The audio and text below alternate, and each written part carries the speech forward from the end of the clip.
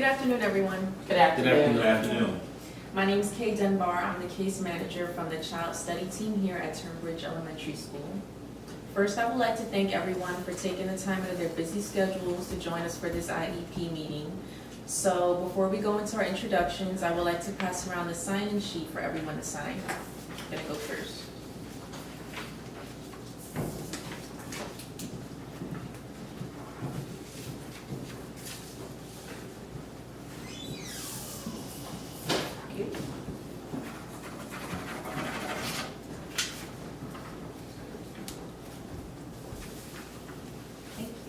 Thank you. Next, I will start off with asking everyone to introduce themselves and say how you're involved in Julie's life. So why don't we start off with Miss Brown and just go around the table and introduce ourselves. Hi, I'm Joy Brown, Julie's mother. I'm Mr. Young, Julie's fifth grade teacher. I'm Mr. Kent Freehold, and I'm her special education teacher. And I'm Ms. Freeman, her school counselor. Okay. And as I said earlier, I'm Kay Dunbar, Julie's case manager. Welcome, everyone. Thank you. Thank you. Glad to be here. Again, I'm glad we're all here because this year will be an especially important year for Julie. At the end of the school year, she will graduate from elementary and proceed on to the 6th grade in middle school. That's going to be a major accomplishment for Julie. Therefore, we want to be sure she has everything she needs to be successful beginning her 6th grade school year. I'm sure Mom's proud of that. Julie was recently evaluated and diagnosed with emotional disturbance and ADHD earlier this year. I have her IEP here with me and a report from the Child Study Team. Her ADHD is predominantly inattentive type, no real hyperactivity or impulsivity. Based on testing and reports from Julie's teachers from last year, she did very good in the areas of math calculation and math reasoning. Her levels fell within the high average range. Her listening comprehension and basic reading was about average. However, her reading comprehension and written expression was slightly below average, so these were her challenged areas. Then towards the second half of her 4th grade school year, there was a decline in all areas. Where she was high average in her mathematical calculations and reasoning, she became average to low average, and her reading comprehension and written expression plummeted to a very low level. Her listening comprehension and basic reading skills were lower to low to very low levels. Julie's intellectual abilities were within normal range until the end of last school year. Her current test scores reveal her IQ level is slightly below the average, measuring at a score of about 82. Her verbal comprehension and working memory are also below the average range of her peers. However, her perceptual organization and processing speed are holding steady within the low average range as it was at the end of last school year. However, at the beginning of her 4th grade year, her working memory was limited, but her processing speed was average to slightly above average. Now, this is significant because the change came within the middle to the end of the school year. Her strengths are obviously in the areas of mathematics. Even during the decline in all areas at the end of her 4th grade year, her math was her strongest of all areas, going from a high average to low average. Her weakness is in the area of reading. Basic reading is less challenging for her than reading comprehension. Reading comprehension is the lowest level of all areas, where Julie is performing on a 3rd grade reading level. In language arts, vocabulary is good in terms of spelling and visual memory. It's good and intact. Her strong subjects are math, science, and art. Julie is very interested and well engaged in hands-on activities. Social, emotionally, both teachers and students have reported a significant decline in Julie's social interactions with peers and teachers. Upon evaluation, Julie's self-esteem is low and could use some strengthening. She is mild-mannered, well-behaved, and very respectful, and she is not involved in any extracurricular after-school activities. And medically, her vision is 20/50. She needs glasses. At this point, no medication has been administered. However, it may be considered as an option once other resources have been exhausted. And Mr. Young. Good afternoon, everyone. Good afternoon. All right, so currently Julie is performing in class on a low level in regards to her reading and her reading comprehension. She doesn't appear to put forth much effort, and she never volunteers. She needs support when she's called upon to read. Her math skills are about average so far, although we are still we are still in school, in the school year. She may or may not need support in that area as well. I taught Julie last year as well, and her math skills were well above average, where she maintained a B+ average until about the middle of the third marking period. Math appears to come fairly natural to her. Math appears to be a strong area, and it seems to come natural to her. So we can just give her a little extra support in that area, and I'm pretty sure she will succeed this year as well. Science and art is another one of her favorite subjects that seems to be, which she seems to really peak and excel at, and it really piques her curiosity. Julie is very creative and has a great imagination. She assembles well and seems to enjoy hands-on activities. She usually offers to assist with cleanup during science class, and she seems to try. And if she tries harder, I'm pretty sure that she can translate that ability to get involved to where she can actually bring out the best parts of her in regards to reading and getting involved in that area as well. She still seems to struggle a bit in regards to her reading, but she really enjoys her hands-on activity. Reading, on the other hand, is one of the areas where she struggles. She is an avid reader, but her reading comprehension level is low to very low. So I would say she could benefit from extra support in that area. During my observation of her in class, her attention span is pretty short, and she tends to wander off into outer space. I believe this contributes greatly to her challenges with reading comprehension, because she is very smart and intellectually capable, but she just not paying attention and is not focused in her abilities. But if she tends to focus, we tend to get the best out of her. She is mild-mannered and well-behaved and very respectful and loves to help. Although recently there has been a declining shift in her Julie's motivation. She appears to sleep a lot in class and appears to be more withdrawn than usual. She sits in the middle of the classroom, and recently she has started to put her head down on her desk, but her seat can be adjusted. We can bring her closer to me in the front of the room and bring her away from the window. And we currently have a student in class whose name is Jennifer, and she seems to be a bit stronger academically. Jennifer is sweet and a pleasant child, and I think she would be of a great benefit to Julie's personality. This should assist in addressing some of her attentive and visual concerns as well, as we bring her to sit closer to me, to the board, and just get her more involved. Okay, Mr. Freehold? Yes, being Julie's special educational teacher, Julie has been in the resource room for a short period of time, which I find that she struggles a little bit in her focus. We do take 2 to 3 breaks during the time she's there to give her and the other students a chance to stretch. We reward the students with healthy snacks periodically for good behaviors and efforts.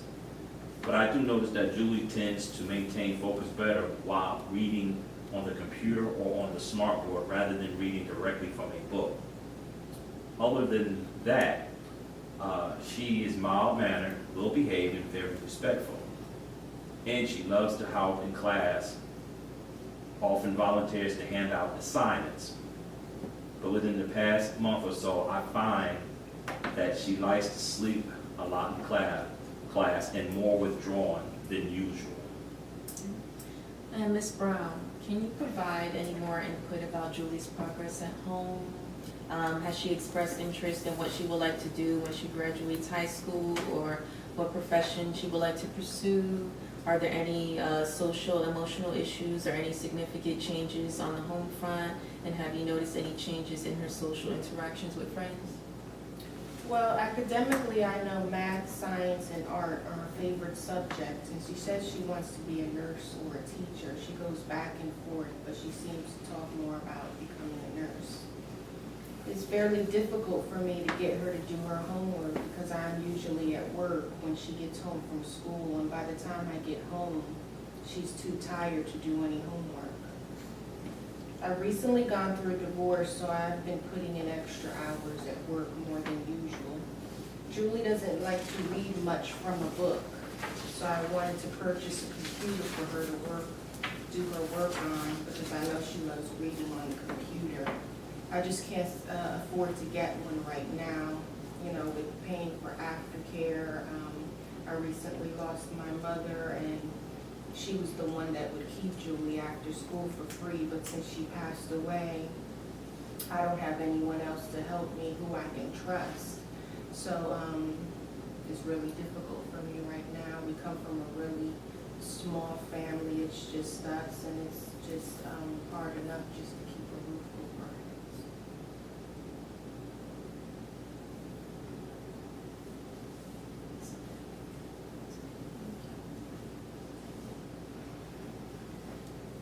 I'm sorry, this is just overwhelming because I feel like Julie may be suffering from my divorce. It was her stepfather, but he was the only man that's been in her life. He raised her. And, you know, she was very close to my mother, so it's really been tough on her right now. I noticed that Julie sleeps a lot now. She sleeps until the last minute in the morning, and she gets up right before it's time for us to leave. She gets up and gets dressed, and we run in the car, and I have to quickly drop her off at school at the last minute. Well, does she eat breakfast before leaving home? No, she just eats lunch at school, and I usually manage to make it home on time to prepare dinner for her. She used to love to sing around the house and be so joyful and pleasant. She doesn't have any siblings and doesn't have any interest in visiting with friends or playing outside with the kids the way that she used to. We have a few extended family members in another state, but she rarely sees them. Also, I know that Julie needs glasses, but I haven't had the chance to take her to the doctor to get her glasses. This is just is really hard for me, and it's just hard to wrap my mind around everything that's going on right now. Well, has she expressed an interest in joining any extracurricular activities after school? Well, last year she asked if she could join the cheerleading team, and I told her she couldn't do it. I didn't have the extra money. We were going through so much, and I just had so much on my plate that I didn't want to join the cheerleading team. Are you willing to let her join now? Yes, if her grades improve, yes. And are you opposed to her riding her school bus? No. Mrs. Freeman? Okay, I would like to offer a few recommendations to assist with some of the concerns that I'm hearing about Julie's progress and that we've discussed here today. The first recommendation I'd like to make is tutoring, some type of tutoring assistance.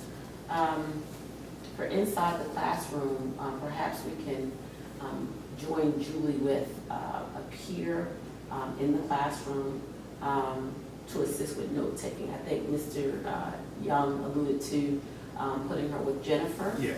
Is that it? And helping her with note taking and completing assignments in class, and maybe that may also kind of encourage and motivate her. But of course, we don't want her to become reliant upon that totally, because the goal ultimately will be independence and self-regulation. So, but if we can couple her with Jennifer inside the classroom for now, and, you know, with the goal to move towards independence, but monitor her progress, I think that would be a good thing for her. Also, outside of the school, I think a tutor would be good for her. It would be another option to assist with the reading comprehension. And sometimes having someone to sit down with her one-on-one to stop her and discuss the readings along the way could instill great lessons and strategies for her to use eventually independently. And so I would think the goal this year would be to get her to a reading level that's acceptable, where she can be removed from the resource room, since the resource room will have limited availability in the 6th grade. So we need to start trying to wean her from the resource room, but before we do that, we want to get her up to speed in her reading comprehension. And or at least get her to a point where she only needs the resource room maybe once or twice a week. Because right now, currently, how often is she in the resource room, Mr. Young? Every day. Yeah, every day. So we want to kind of scale that back a little bit, get her to at least once or twice a week, if not, totally off by the time she leaves 5th grade and goes into 6th grade, okay? So we got the rest of the year to do that. The other thing I wanted to mention is, or recommend, Ms. Brown, you said something about she likes to, and I think it was Mr. Young that said she likes to read on the computer. She does better reading on a computer as opposed to out of a book. And you said something about wanting to get her a computer. One of the things I'd like to recommend is the fact that we have computers in our library here at the school that she is welcome to use after school hours. I think they're open till about 5 or 6. And so she can feel free to go in there with her school ID and just go in there and use those computers. Or the other option is she can go to a local library. They actually have people in there that will help students after school and assist them on the computer or with different things that they need. General assistance, not anything major, okay? And so that's something that we can try if you'd be open to that. And the other thing I'd like to recommend is something we have here at the school called Grief Share. Grief Share is a program that we have designed for children who's experienced the loss of a loved one or experienced some type of tragic event to help them to cope and talk things through. They meet, I forgot how many times a week they meet, but it will be here at the school, so it won't be after hours. And that's something that we can, plug her into if you're open to that as well. And, I understand how tragic the loss of a loved one can be, and I think you've experienced, almost, well, kind of like 2 losses, one in divorce and the loss of your mom, and I'm very sorry that you experienced that, but I'd also be willing to offer you some local resources that you may want to join for counseling. They have group counseling or one-on-one individual counseling. I'll be happy to provide you with some resources to assist you with that as well. Okay, you're welcome. Okay. The other recommendation we talked, Ms. Brown, you already talked about was her glasses. And are you okay? You need a minute? Okay. Her glasses. That is something that I think would be a very good idea to go ahead and get those as soon as possible. And you said you'd try to get those this week. Yes, after we agree to Okay. Because one of the things that we don't we want to rule out the fact that her vision is a part of the problem, and that could very well be if she's has a 20/50 vision and she needs glasses, then that could be part of the problem that she's not comprehending because she's not reading properly. So we want to incorporate that into the plan as well. Extracurricular activities, I think cheerleading would be an excellent idea for her because it gives her an opportunity to get some exercise in, and we know that research has shown that children with ADHD, they greatly benefit from exercise. So that would, 1, give her the exercise that she needs, and also 2, it would help probably boost her self-esteem. And she may actually be able to make some new friends there too, so socially it would be good for her. You mentioned she used to like to sing around the house. Glee Club is another extracurricular activity that occurs during school hours, so you would not have to worry about having to get her to practice because it works sort of as an elective within her schedule, so she would actually be able to leave class and go to Glee Club practice during normal school hours. So that may be something she may be interested in as well, and we can incorporate that into the plan. One other thing I'd like to suggest is weekly progress reports. We can give Julie a weekly progress report, and we can give it to her teachers, Mr. Young and Mr. Freehold, to fill out weekly. I'll get a copy, and then you'll get, she'll bring it home, and you'll get to see it too. And then you and I can collaborate about how she's doing, how she's progressing, and anything that we need to modify within the IEP plan. We can do that. Of course, we'd have to reconvene to do it, but that would be something that we can work towards as well. How does that sound to you? Okay. And I think, aside from that, I think that's pretty much all of the recommendations that I would make. Oh, one other thing. Ms. Brown, I'd like to introduce you to our CHAD. Well, it's not our program. CHAD is a outside nonprofit agency that offers assistance to families, professionals, and children who suffer from ADHD. So I'd like to put you in contact with them. It's a free resource. You won't have to pay anything for it, but it will offer a lot of tips and assistance to help you deal with Julie at home. And we'll tap into it as well for her, because I'm already tapped into it, but continue to use it as a resource to help to manage her ADHD and her attention span. Okay. And so those are all the recommendations that I have. With regard to transition planning, there will be support systems available for Julie at middle school once she enters the 6th grade. Grief Share is one of the support systems that they also have at the middle school level. So if she seems to be doing well here with the Grief Share, and we want to continue with that once she goes on to middle school, that will also be available to her. But as the year goes on, we'll assess the need to see if she needs to continue with that. Academically, Julie going into the 6th grade appears to be a great candidate for the STEM program. The STEM program is our program geared towards students who are doing well or have a strong interest in science, technology, engineering, and math. Excuse me. And once we get her reading back on track and try to deal with some of the other issues that she's being challenged with at the moment, I think the STEM program would be great for her. Early last year, she was on a pretty good track, and she seems to love technology, is good in science and in math. So I think it'll be a good opportunity for her, and it looks like she'll be college bound too, if those are some of her subjects and she wants to be a nurse, or a teacher. Either one you have to go to college for, so she's going to be college bound eventually. And we want to set her up in middle school so that she transitions well into high school. So we want to start thinking about those things now. I know it may sound early, and Mom, we don't want to make you nervous about your baby growing up, but the realistic part is she will, if those are her interests, she will need to be on a college track once she gets into high school. And if we start looking at those things now, we'll set her up to be more successful once she gets into high school. Okay?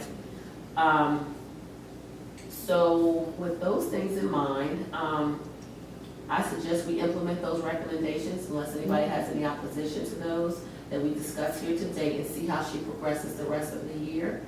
And if there is no progress within the next month or two, we can modify the plan.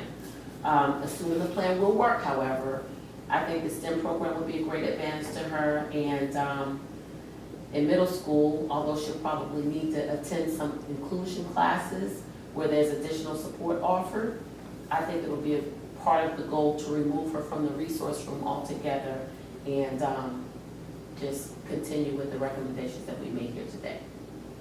Okay? Sounds good. All right. And with all those things in mind, does anyone have anything to add? Okay, so with all in favor of the plan, we can meet back in a few months. Sounds good. Thank you very much. Thank you. Thank you.